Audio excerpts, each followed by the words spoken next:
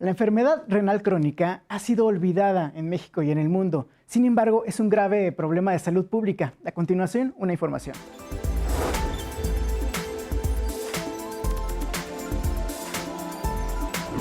La enfermedad renal crónica se define como una disminución de la función renal. La diabetes y la hipertensión son las principales causas de la misma, en todos los países con altos, medios y bajos ingresos.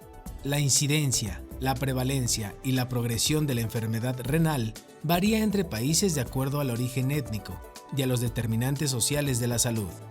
En México, el Instituto Mexicano del Seguro Social es la institución que soporta aproximadamente al 85% de la población en tratamiento con diálisis y atiende a más de 65,000 pacientes prevalentes con costos calculados entre más de 300,000 pesos anuales por paciente.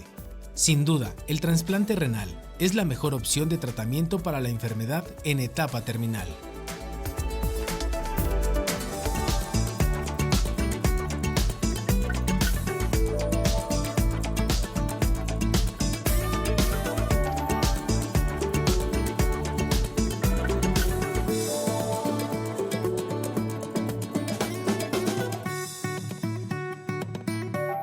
Bienvenidos sean todos ustedes a Voces. Hoy tenemos un programa bastante interesante. Hablaremos sobre la insuficiencia renal y para esto nos acompaña la doctora Cindy Gabriela Martínez Lagunas. Ella es nefróloga adscrita al Hospital General de la Zona número 5 en Zacatepec. Bienvenida, doctora. Hola, Eugenio, buenas tardes. Buenas tardes. Oiga, estamos hablando sobre la insuficiencia renal, pero no nos queda claro qué es. Unos piensan que es porque ya no sirve el riñón, otros que solamente es un simple dolor. ¿Qué podrá ser? Bueno, mira, la insuficiencia renal crónica, como normalmente la conocemos en nuestra población, ya no se llama así. Actualmente esa nomenclatura no existe. Actualmente nosotros la llamamos enfermedad renal crónica y desafortunadamente para los pacientes es la imposibilidad del funcionamiento renal de forma irreversible y de forma crónica. ¿Y por qué pasa esto, doctora? ¿Es la alimentación, falta de ejercicio? ¿Uno nace así? Sí, mira, las causas de la enfermedad renal crónica varían. En la población adulta y en todo el mundo, como sabemos, la mayoría sufre de padecimientos crónicos, como son la diabetes mellitus y la hipertensión arterial, que son las principales causas de la enfermedad renal. En niños se da por otras patologías principalmente, que son problemas ya específicos del riñón, ya sea que sea una malformación o, por ejemplo, algún tipo de enfermedad renal, como son las glomerulopatías. ¿Estas glomerulopatías o quién sabe cómo lo dijo? Que No, es algo medio bastante complicado de decir, ¿pero qué es? Es una enfermedad que puede ser de forma autoinmune o que puede ser de forma adquirida, que se forma ya en el riñón netamente. O sea, son enfermedades que afectan a la nefrona, que es una unidad netamente del riñón. ¿Y qué síntomas llegan a ver? ¿Solamente dolor o sangrado? Fíjate que los pacientes con la enfermedad renal crónica desafortunadamente no desarrollan una sintomatología que nos permita una detección temprana. Lamentablemente nosotros atendemos pacientes cuando ya la enfermedad es muy avanzada. Es decir, que cuando ya tenemos que meterlos a algún tipo de terapia sustitutiva. Entonces, los síntomas que desarrollan se relacionan más que nada al llamado síndrome urémico. Es decir, que el paciente presenta náuseas, comezón en su cuerpo, mucha fatiga. Algunos presentan episodios de sangrado o en su defecto empiezan a retener líquidos. Las llamadas hinchazones de los miembros pélvicos, hinchazones de la cara. Entonces, esos síntomas son cuando algo no está funcionando bien en mi riñón. ¿Podemos decir entonces que esto es una enfermedad silenciosa? Sí, así es una enfermedad silenciosa que es progresiva e irreversible. Esto, como enfermedad progresiva, quiere decir que va por etapas, se va desarrollando de poquito en poquito. Sí, así es. Fíjate que nosotros, vamos a dividir la enfermedad renal crónica en 5 etapas o 5 estadios. Esto va dependiendo de la capacidad de nuestro riñón de filtrar la sangre.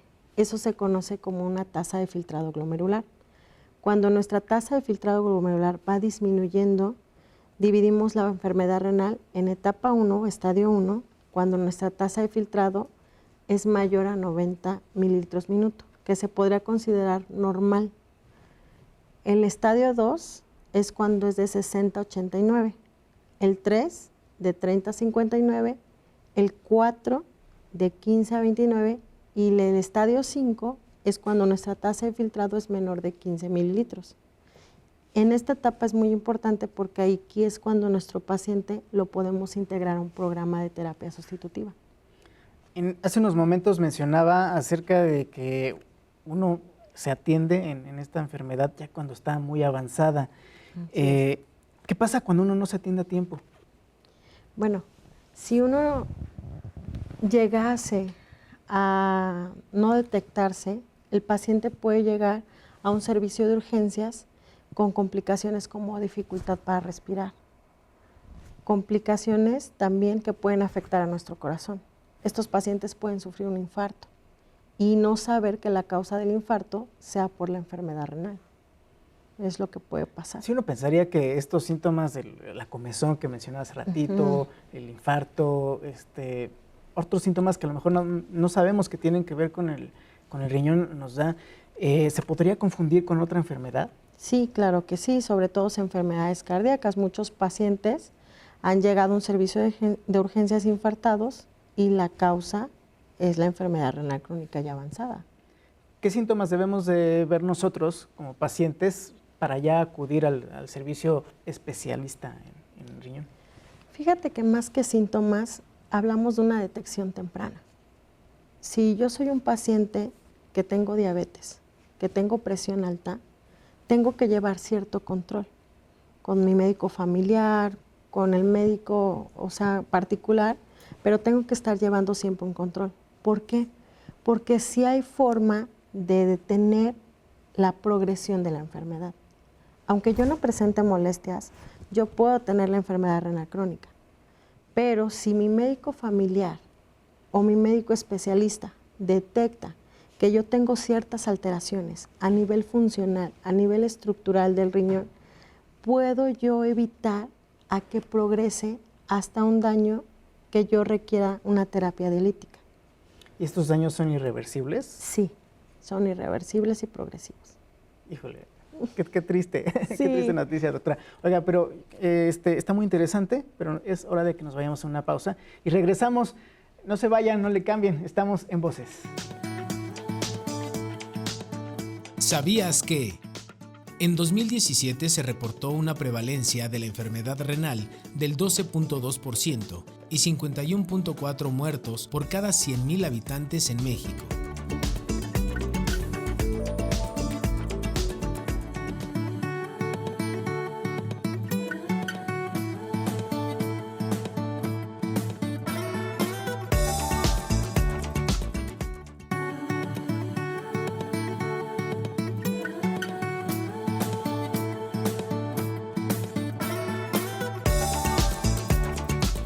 Estamos de regreso en Voces. Les recuerdo el tema de hoy, la enfermedad renal crónica. Así es. Vamos a cambiarle un poquito el nombre porque ahora sí se le conoce en el ámbito médico, ya no es la insuficiencia renal. Sí, fíjate que hablando de eso, ¿por qué se cambió? Porque cuando uno le decía al paciente o a la persona que padecía esta enfermedad, ¿sabes qué? Tienes insuficiencia renal terminal, muchos lo asociaban con que ya es el final de la vida. O sea, insuficiencia, ya me voy a morir. Entonces, un grupo de expertos se reunió y entonces se acordó que iba a cambiar en la nomenclatura y por eso ahora se llama enfermedad renal crónica. Y es que uno pensaría también que la única solución es un trasplante de riñón y que no vas a vivir muchos años. Muchos años, exactamente. Y luego uno se imagina también cuando a los pequeños les da esta enfermedad, pues también, pobrecitos, va a ser más difícil encontrar a alguien que le dé el órgano, pues qué difícil situación. Pero hablando de esto ahorita de los niños, ¿qué edad es más frecuente que el paciente tenga esta enfermedad? Fíjate que en los niños se presenta mucho porque son enfermedades congénitas o hereditarias. Hay algunos que tienen malformaciones, entonces la insuficiencia renal o enfermedad renal crónica se presenta de los primeros años de vida. En el adulto no. La edad promedio es de 62 años. En nuestro país, en México, y sobre todo en el Instituto Mexicano del Seguro Social, hemos llegado a tener pacientes de entre 49 y 70 años, que son de los adultos. ¿Por qué? Por las patologías que tienen, que son diabetes e hipertensión arterial. Estas enfermedades, la diabetes y la hipertensión arterial, se relacionan mucho con esta enfermedad renal, ¿pero por qué? ¿Por qué? Porque son enfermedades crónicas que no se curan, que se llegan a controlar. O sea, desafortunadamente no tenemos una cura para la diabetes, no tenemos una cura para la hipertensión. Y estas dos enfermedades atacan lo que es la vasculatura de nuestro organismo y entre ellos la vasculatura del riñón. Asociados, desafortunadamente, en México tenemos la edad avanzada, estamos en un envejecimiento global, asociados a obesidad y asociados a enfermedad cardiovascular. Todo esto nos va a dañar pues nuestro riñón. ¿A todos los pacientes que tienen diabetes o hipertensión les da siempre esta enfermedad? Sí, desafortunadamente cuando tenemos diabetes en un promedio de 5 a 10 años podemos esperar cambios en enfermedad renal ya. Y cuando tenemos hipertensión prácticamente casi es igual. A los 10 años de nosotros padecer hipertensión podemos esperar cambios ya en nuestro riñoncito que nos estén dando como resultado un daño y desarrollo de la enfermedad renal crónica. Y es aquí cuando podemos parar el desarrollo de la enfermedad renal, ¿no? Con nuestros chequeos médicos periódicos, cuando uno tiene diabetes o hipertensión, pues se puede llegar a parar este desarrollo. Sí, así es. Debemos estar en constante evaluación con nuestros médicos. Si no es posible que nosotros podamos ir al nefrólogo con el médico familiar, estamos detectando, ver los factores de riesgo. Por ejemplo, la relación entre hombres y mujeres es muy similar, o sea, relación 1.2 a 1. Pero si yo soy hombre, soy obeso, soy fumador, tengo además diabetes, tengo hipertensión, tengo algún familiar cercano que tuvo enfermedad renal, todos esos factores son factores de riesgo que mi médico debe detectar para hacerme estudios de rutina y ver si yo tengo la posibilidad de desarrollar enfermedad renal crónica. Y ya que uno lo desarrolló, ¿qué tratamientos hay que seguir? Depende del estadio, lo que hablábamos anteriormente. Si estamos, por ejemplo, en un estadio 1, estadio 2 y estadio 3, no tenemos alguna otra comorbilidad que ponga en peligro nuestra vida, podemos llevar un tratamiento dietético, tratamientos sobre todo farmacológicos para evitar la progresión de la enfermedad renal. Pero si ya estamos en un estadio 4, que es un estadio también conocido como prediálisis, entonces ahí sí tenemos que hacer más hincapié al tratamiento ya dirigido del riñón y en el estadio 5 preparar al paciente para la terapia sustitutiva. Lo más importante siempre es acudir al especialista que nos va a brindar esta atención necesaria y eficaz, porque luego también uno entra con tratamientos, no quiero decir malos, pero por ejemplo, lo que dicen las abuelitas, híjole, estás hinchado, tómate esta agüita de Jamaica, por ejemplo, ¿no? Entonces, ¿nos podrían ayudar estos tratamientos homeopáticos, por decirlo así, o lo más recomendable es tratamientos alternativos, vamos a decirle, ¿no? Sí. O es necesario ir con un médico especialista. Yo considero que la mayoría de los pacientes, si ya tenemos enfermedades crónicas, hay que tratarnos sobre todo de forma integral. La enfermedad renal crónica no nada más es ir con el nefrólogo. O sea, también estamos el apoyo del nutriólogo, de enfermería, de estarnos checando a cada rato nuestros signos vitales, cómo están mis niveles de glucosa, cómo están mis niveles de presión arterial. Porque a lo mejor, como usted dice, con el agua de Jamaica y eso, pues no se me va a controlar mi azúcar, no se me va a controlar mi presión. Entonces sí tenemos que ir al médico a fuerza. Al especialista indicado. Sí. ¿No? Y porque lo último a lo que queremos llegar todos es a una diálisis o hemodiálisis, ¿no? Exacto. Y estos tratamientos son muy invasivos. Por ejemplo, yo recuerdo, un familiar estuvo con la hemodiálisis, que es prácticamente parecido a la diálisis, pero nunca supe que era la diálisis. Entonces, digo, veo que tienen bolsitas o algo así, pero ¿qué es? Mira, la diálisis peritoneal y la hemodiálisis son los dos tipos de terapias que contamos aquí en nuestro país. Principalmente las dos terapias nos ayudan para eliminar las toxinas que nuestro riñón ya no puede eliminar y sobre todo para el manejo de líquidos, para que mi paciente no se hinche, no retenga líquidos. Las dos nos sirven, la función es la misma. La diferencia que tienen a lo mejor es el tipo en que yo puedo hacérmela. La diálisis peritoneal consta de un catéter que se pone aquí en el abdomen y la hemodiálisis no. La hemodiálisis tenemos que buscar un acceso vascular, en este caso una vena, ya sea en el cuello o en el bracito también. Entonces, esas dos terapias utilizan lo que es un líquido o solución dializante para remover esas toxinas. Yo pensé que la hemodiálisis era ya como para un tratamiento mucho más severo, ya con la enfermedad más avanzada, pero es similar. No es similar, las dos se utilizan en un estadio 5. La finalidad de ambas es que el paciente no esté intoxicado, no retenga toxinas, no retenga líquidos. Esa es su finalidad principal. Y la mejor terapia para el paciente siempre va a ser el trasplante. El trasplante renal. Bueno, ahorita hablamos acerca del trasplante. Nosotros vamos a una pausa y regresamos. Estamos en Voces. ¿Sabías que el IMSS realiza más del 50% de los trasplantes renales en el país?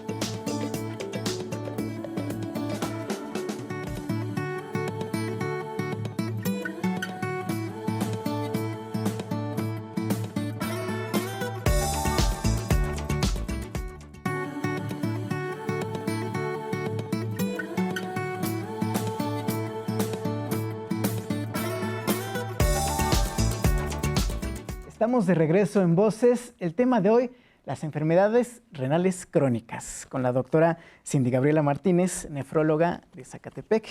Y hablamos hace ratito en el bloque anterior sobre la hemodiálisis y la diálisis, sus diferencias. Y la verdad ya hemos visto que cuando un paciente va a este tratamiento, pues sale todo debilitado, sin ganas, bajan mucho de peso. ¿Esto es por el tratamiento? Fíjate que la mayoría de los pacientes se tiene que individualizar.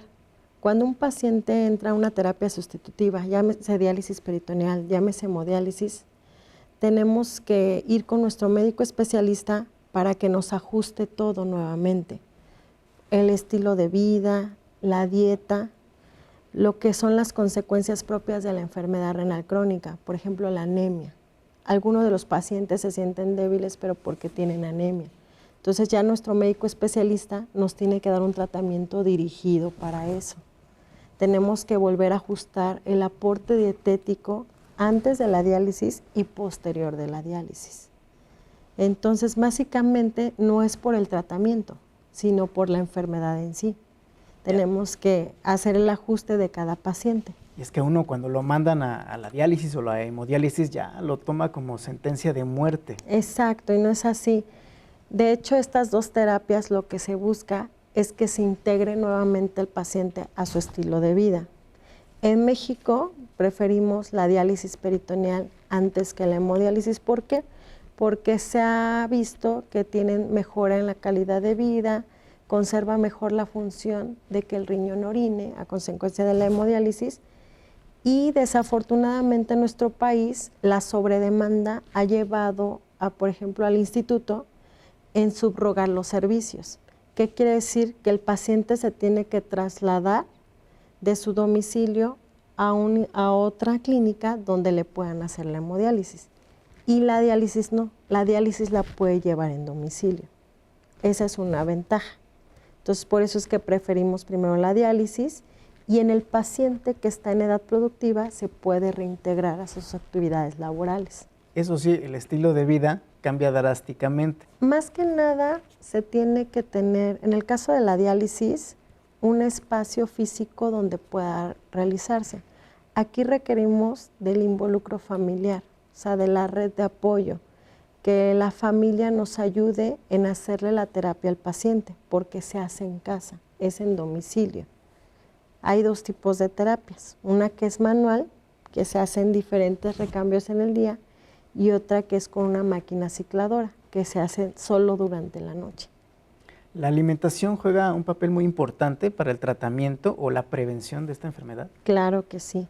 Cuando el paciente empieza una disminución de su tasa de filtrado glomerular y se encuentra sobre todo en un estadio 3, estadio 4, debemos de reducir el aporte proteico.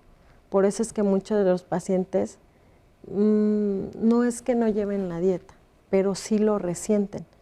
Estamos acostumbrados a comer más carnes rojas y todo. Entonces, cuando las limitamos, pues se sienten como si les quitáramos todo, ¿no? Es decir, comer solo pura verdura, pues sí los limita. Y hablando de la alimentación, ¿qué nos recomienda usted para evitar que suframos esta enfermedad? Tenemos que ir con el especialista, con el nefrólogo, con el nutriólogo. Hay nutriólogos especialistas en el riñón, donde nos tienen que ajustar el aporte calórico dependiendo a nuestro peso, el aporte de proteínas dependiendo de nuestro peso. Tenemos que evaluar si el paciente tiene sobrepeso, tiene obesidad o en su defecto cursa con una desnutrición. Este aporte también dietético va a depender de eso, de qué otros factores tenga relacionados, otras comorbilidades estén relacionadas al paciente. Es que uno se tiene que cuidar, ¿no? Desde el principio para evitar llegar al máximo grado de la enfermedad, que es el trasplante de riñón. Sí, el trasplante renal es la mejor opción en todos los pacientes, tanto en el paciente pediátrico como en el paciente adulto. Actualmente contamos con trasplantes de donador vivo y de donador cadáver. Cuando una vez que se realiza el trasplante se podría decir pues, que es la cura, ¿no?, para la enfermedad renal crónica. Nada más hay que tener en cuenta que los pacientes tienen que tener una terapia inmunosupresora pues, de por vida en lo que dura el trasplante, la funcionalidad. ¿Cómo es eso de una terapia? Cuando se realiza el trasplante se dan ciertos medicamentos que ayudan a prolongar la vida de nuestro nuevo riñón trasplantado. Esos medicamentos son terapias inmunosupresoras, entonces el paciente la tiene que tomar. De por vida. De por vida. Uno piensa que cuando alguien recibe un trasplante de un órgano vive menos años, ¿es verdad? No, bueno, la vida de los injertos es variable, pero en promedio un injerto o también mucho depende si el paciente se toma sus medicamentos. Lo que le decía, si el paciente lo suspende, esa vida se acorta, pero en promedio duran unos 15 años. Aproximadamente, antes de que el paciente lo podamos regresar nuevamente a una terapia sustitutiva. Pero pues, se puede regenerar si está muy bien, si sigue las indicaciones, sí, exactamente. Puede hacer su vida totalmente normal. Sí, así es. Doctora, y en Morelos, ¿cómo estamos en este asunto de las enfermedades renales? ¿Hay mucho, hay poco? Fíjate que en el IMSS tenemos aproximadamente una incidencia de 300 a 500 casos por millón. Hay aproximadamente pacientes en terapia sustitutiva, un 50% en hemodiálisis y un 48% en diálisis peritoneal. El registro no es tan exacto porque no llevamos un censo como tal de la enfermedad renal crónica. Desafortunadamente, los especialistas que tenemos, tanto aquí en Morelos como en todo el país, son muy pocos para la demanda del paciente. Y como te decía, como el paciente ya llega en un estadio tardío, no podemos censarlo desde las primeras etapas. Entonces, lo único que tenemos más o menos es un porcentaje de una prevalencia aproximadamente de 1.3 a 0.5%, pero ya en un estadio 5.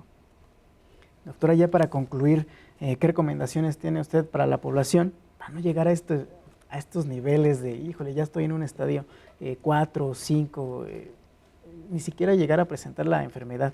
Sí, bueno, más que nada las recomendaciones son de que si yo tengo una enfermedad renal crónica, hablando, yo soy nefrólogo de adultos, si padezco diabetes mellitus, si padezco hipertensión arterial, tengo que estarme checando mis niveles de glucosa, mis niveles de presión alta, si padezco de problemas de colesterol, de triglicéridos, de ácido úrico también, que es uno de los factores de riesgo también para el desarrollo de la enfermedad renal crónica, atenderse a tiempo, no esperar o no irnos con lo que me dice la vecina, ¿no? No esperarme, estarme atendiendo para que mi médico pueda detectar algún cambio incipiente en lo que es la enfermedad renal.